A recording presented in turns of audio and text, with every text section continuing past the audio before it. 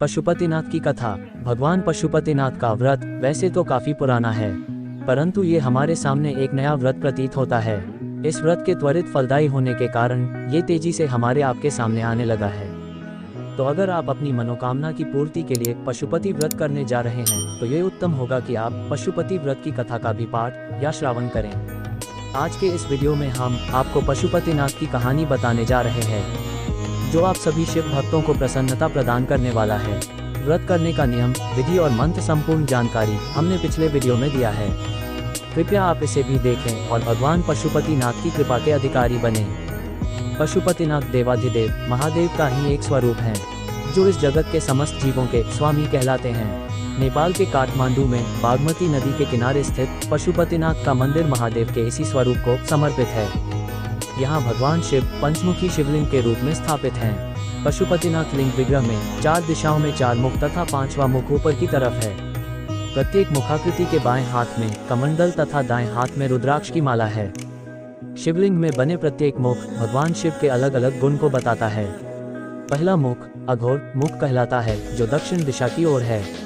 पूर्व दिशा की ओर बना मुख को तत्पुरुष कहा जाता है। उत्तर मुख अर्धनारीश्वर के रूप से जाना जाता है। पश्चिमी मुख को सद्योजात कहा जाता है तथा ऊपर की तरफ बने मुख को ईशान मुख के नाम से पुकारा जाता है।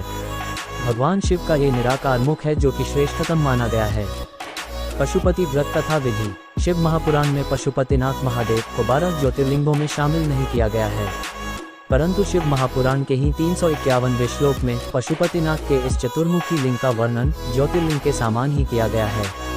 पशुपति व्रत की कथा पढ़ने या सुनने के पहले आप किसी साफ आसन पर बैठ जाएं। यदि आपके पास कोई पुष्प या अक्षत हो तो उसे अपने हथेलियों में रख लें। तत्पश्चात पशुपतिनाथ भगवान का स्मरण कर कथा का पाठ या श्रवण करें। पशुपति व्रत की कथा का पाठ पूरा करने के बाद उस पुष्प या अक्षत को अपने मंदिर में स्थापित भगवान शिव को समर्पित कर दें। पशुपति व्रत की कथा। जो भी नर नारी पशुपतिनाथ भगवान का व्रत धारण कर पशुपति व्रत की कथा का स्मरण करता है, उनकी समस्त कामनाएं पूर्ण होते देर नहीं लगती है तथा उसके सारे पापों का अंत हो जाता है और वह शिव का अत्यधिक प्रिय बन जाता है। पशुपति व्रत की कथा में पशुपतिनाथ के प्राकट्य की 3 अलग अलग कहानियों का संग्रह है। तो चलिए प्रस्तुत वीडियो के माध्यम से अब हम पशुपतिनाथ की इन तीनों कहानियों का पाठ व श्रवण करते हैं। पशुपति व्रत की कथा की पहली कथा। स्कंद पुराण और हिमवंत खंड में पशुपति व्रत की कथा का ये दृष्टांत विशेष रूप से मिलता है। इस कथा के अनुसार एक बार भगवान शंकर कैलाश और काशी नगरी छोड़कर बागमती नदी के किनारे स्थित मृगस्थली चले आए, जो वर्तमान में नेपाल देश कहलाता है। यहाँ आकर भगवान शिव 3 सींग वाले मृग अर्थात चिंकारा का रूप धारण कर ध्यान निद्रा में लीन हो गए। भगवान शिव को इस प्रकार अनुपस्थित देखकर भगवान ब्रह्मा और भगवान विष्णु को चिंता हुई और वे भगवान शिव की ढूंढने निकल पड़े। ढूंढते ढूंढते जब वे इस सुंदर मृगस्थली में पहुंचे तो उन्होंने एक देदीप्यमान और मोहक 3 सींग वाले मृग को विचरण करते देखा। देखते ही भगवान ब्रह्मा ने अपने योग विद्या से शिव जी को पहचान लिया। शिव जी, जो कि चिंकारा के रूप में विचरण कर रहे थे, अपने साथ वापस ले जाने हेतु भगवान ब्रह्मा ने मृग के सींग को पकड़ने का प्रयास किया। तत्पश्चात शिव जी ने नदी के दूसरे किनारे पर छलांग लगा दी। कहा जाता है कि इस दौरान उनका सींग के 4 टुकड़े हो धरती पर गिर गए। इसके बाद ही भगवान शिव चतुर्मुख लिंग के रूप में प्रकट हुए, जो कि पशुपतिनाथ कहलाएं। पशुपतिनाथ भगवान की दूसरी कथा। हमारे धर्मशास्त्रों में पशुपतिनाथ के विषय में एक और कथा का वर्णन मिलता है, जो कि महाभारत काल से संबंधित है। जिसके अनुसार पशुपति व्रत की कथा ये है कि महाभारत युद्ध में पांडवों को अपने ही गुरुओं एवं सगे संबंधियों का वध करना पड़ा था, जिस कारण भगवान शिव पांडवों से नाराज हो गए थे। ये देख श्री कृष्ण ने पांडवों को भगवान शिव को मनाने की सलाह दी। तत्पश्चात पांडव भगवान शिव को ढूंढते ढूंढते गुप्त काशी, जहां भगवान शिव निवास कर रहे थे, वहां पहुंच गए। पांडवों को अपने पास आते देख भगवान शिव वहां से विलीन हो गए और उस स्थान पर पहुंच गए जहां पर वर्तमान में केदारनाथ स्थिति है। भोलेनाथ का पीछा करते करते पांडव वहां भी पहुंच गए। तब भगवान शिव भैंसे का रूप धारण कर एक भैंसे के झुंड में शामिल हो गए। उन भैंसे की झुंड में से जब पांडवों ने फिर से उन्हें पहचान लिया तो भगवान शिव इसी रूप में धरती में सामने लगे। तभी भीम ने भैंस रूप धारण किए हुए शिव जी को कसकर पकड़ लिया।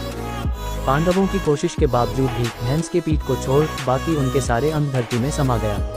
परंतु पांडवों की भक्ति को देखकर शिव जी प्रकट हुए और पांडवों को सारे पापों से मुक्त कर दिया। भगवान शिव के भैंस रूप का यही पीठ अर्थात कुल्हा केदारनाथ महादेव कहलाएं। और धरती के जिस स्थान से भैंसे का मुख निकला था वहां भगवान शिव पशुपतिनाथ के रूप में प्रकट हुए। पशुपतिनाथ जी की तीसरी कथा। भगवान पशुपतिनाथ की तीसरी कथा का वर्णन नेपाल महात्म्य में मिलती है, जिसके अनुसार वर्तमान नेपाल के क्षेत्र में नित्यानंद नाम का एक ब्राह्मण निवास करता था।